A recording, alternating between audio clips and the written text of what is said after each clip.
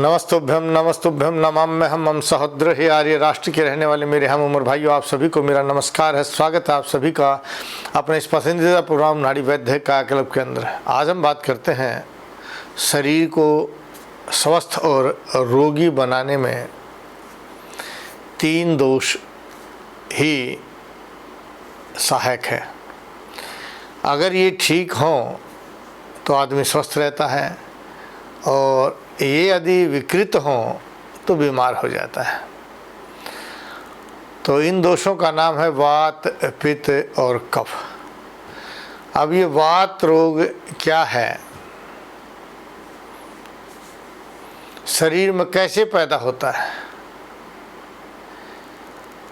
क्योंकि शास्त्रों में लिखा हुआ है जब तक वात ठीक है तो पित्त के रोग और कफ के रोग आपका कुछ नहीं बिगाड़ सकते। इनको प्रकोपित करने के लिए विकृत वायु ही आपको रोगों को और आपके शरीर को अस्वस्थ बनाने में सहायक होती है। ये है क्या चीज़, कहाँ से बनी और कैसे आई? तो शास्त्र कहते हैं आकुंचनम प्रसारणम उन्वेषम निमेषम या भी क्रिया भी जायन्ते शरीरे सहवाते न सिद्धते। कि अगर वायु विकृत हो जाती है या ठीक है तो फैलना और सिकुड़ना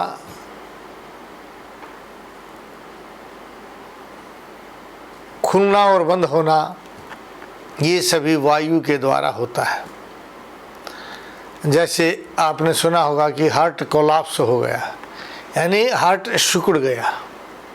आजकल बीमारी आ गई है किडनी सिकुड़ गई, आजकल कहते हैं लीवर सिकुड़ गया, पैनक्रियाज सिकुड़ गया। इसका मतलब ये दोष वायु का है। और कई बार कहते हैं हार्ट बड़ा हो गया, लीवर बड़ा हो गया, किडनी सूज गई। यानी जो चीज़ बड़ी हो जाती है वो सब वायु के द्वारा, जो सिकुड़ जाती है वो वायु के द्वारा। अगर काम नहीं करती, जैसे कहते किडनी ने काम करना बंद कर दिया, क्योंकि सारा शरीर डुपलप उन्मेषम निमेषम खुलना और बंद करना ऐसे काम करता है। तो जब किडनी काम नहीं करती तो कहते किडनी फेल्यूर हो गया। हार्ट ने काम नहीं किया तो कहते हार्ट फेल्यूर हो गया। लीवर ने काम नहीं किया तो लीवर फेल्यूर हो गया। पैनक्रियाज ने काम नहीं किया तो पैनक्रियाज, नसों ने काम नहीं किया, दिमाग ने काम नहीं किया। ये सभी काम न करने का जो कारण है वो वायु है। लेकिन ये वायु क्यों हमारे को ऐसा प्रभावित करती, कहाँ से बनती है ये? एक तो वो वायु जो हम बाहर से लेते हैं, जिसको हम ऑक्सीजन कहते हैं, जो ब्लड में मिल जाती है। और ब्लड में ऑक्सीजन जाने से, जिसका नाम ऑक्सी हीमोग्लोबिन है, ये शरीर के विभिन्न रोगों से लड़ने की ताकत को पैदा करता है। लेकिन ये वायु फिर कहाँ से कैसे पैदा हो गया? क्योंकि शरीर में जो पित्त है और उसका प्रधान स्थान जो है वो लीवर है, वहाँ जो पाचक अग्नि हमारी 13 प्रकार की अग्नियाँ हैं, ये 13 प्रकार की अग्नियाँ जब सही रूप से काम करती है तो रसात रक्तम ततो मांसम मांसान वेदस ततो अस्थि अस्थनो मज्जा मज्जात शुक्रम शुक्रात गर्भम पर जायते। जो खाते हैं उससे रस बनता है, रस से रक्त बनता है, मांस मेद अस्थि मज्जा और शुक्र धातु का निर्माण होता है। जब ये रस से रक्त नहीं बनता तो कफ बनने लग जाता है, या खून नहीं बनता तो गर्मी बढ़ जाती है। और उस कच्चे रस से, जिसको आप कफ कह सकते हैं, और उस गर्मी की अधिकता से शरीर के अंदर एक गैस बनती है।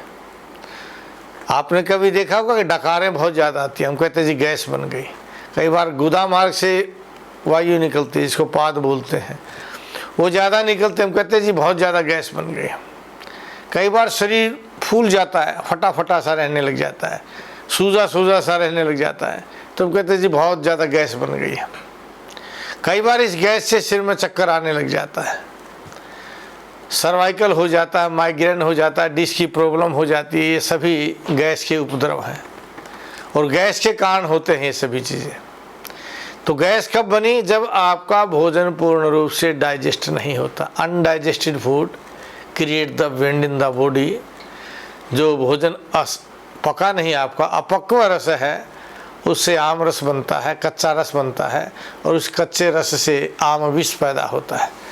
आम विष जब विकृत वायु के साथ मिलता है तो यह रोगों को पैदा कर देता है। जैसे आम विष से आपके शरीर में गठिया पैदा हो जाता है, आम विष से शरीर में जोश अब दर्द पैदा हो जाता है, फुलावट पैदा हो जाती है, आंखें लाल हो जाती है, फटने को हो जाती है। तो ये सभी चीज़ें भोजन के अनडाइजेस्टेड कारण से होता है। और डाइजेशन न होने का जो कारण है शरीर में, इसका कारण है गलत समय पर भोजन करना, या रात भर जगना, या पूरा न चबाना। कई बार हम जल्दी में भोजन करते, भोजन को पूरा चबाते नहीं है, पानी नहीं बनाते हैं। हमें भोजन को इतना चबाना चाहिए कि वो पानी बन जाए। जो पानी बन जाएगा तो आत्मा कहीं नहीं रुकेगा। कई बार लोग कहते हैं जी मेरे वाम पार्श्व में दर्द हो रहा है, कोई लेफ्ट पार्श्व में कहता है जी दर्द हो रहा, फूल गया है, क्योंकि वहाँ मल रुक जाता है। और जब खाए हुए आहार का आप शरीर में पानी बना करके भेजेंगे तो न तो कब्जी होगी,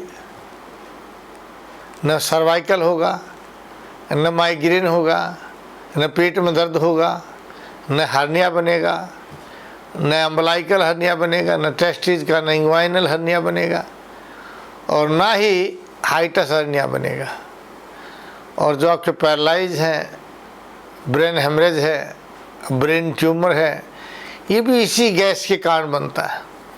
जो अनडाइजेस्टेड फूड है उससे जो विंड क्रिएट हुआ, उसके कारण अनडाइजेस्टेड फूड से जो विंड बनी, उसका नाम वायु है, उसका नाम गैस है। और हमारे नाड़ी वैद्य जो थे वो कई बार कहते थे जी गर्म वायु पैदा हो गया, यानी उस विकृत वायु के साथ पित्त मिल गया है, उसको कहते हैं जी गर्म वायु। फिर वो कहते हैं जी ठंडा वायु था, अगर इस वायु के साथ कफ मिल जाती है तो ठंडा वायु पैदा हो जाता है। फिर आपने सुना होगा कि लोग कहते हैं जी ये तो बादी बन गई है। जब वायु आपके पाचन संस्थान में आ जाती है तो मुंह के द्वारा राल निकलती है, थूक ज़्यादा निकलता है ना, तो कहते हैं जी बादी बन गई है ज़्यादा, बाय और बादी जिसका नाम दिया गया है। तो वो इसके नाम अलग अलग रख दिए हैं, लेकिन कारण वही है, वायु। और ये वायु जो है चिंता करने से भी बन जाती है, क्योंकि जैसे ही हम टेंशन लेते हैं, स्ट्रेस लेते हैं, तो हमारे आंतें काम करना बंद कर देती हैं। और जब आंतें काम करना बंद कर देती हैं तो अनडाइजेस्टेड फूड हो जाता है, भोजन पकता नहीं है, कच्चा रस बन जाता है।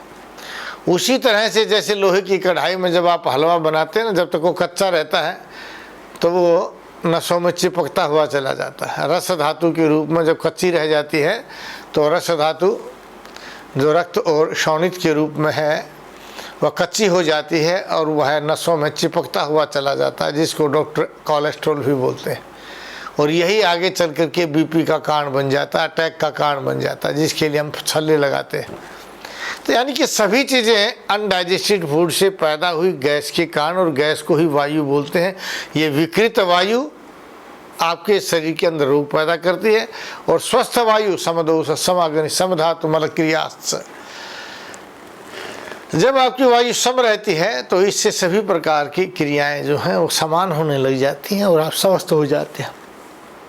पूरी आप कैसे देखिए, क्योंकि मैं आपको बताऊंगा कि वायु के प्रकार क्या हैं और कितने ये रोग पैदा करती है, और मैं ये भी बताऊंगा आपको कि इनका इलाज क्या है।